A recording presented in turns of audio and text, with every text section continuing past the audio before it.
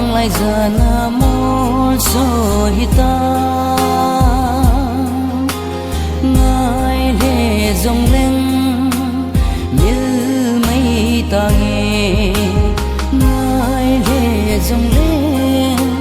mil mây ta nghe khăn na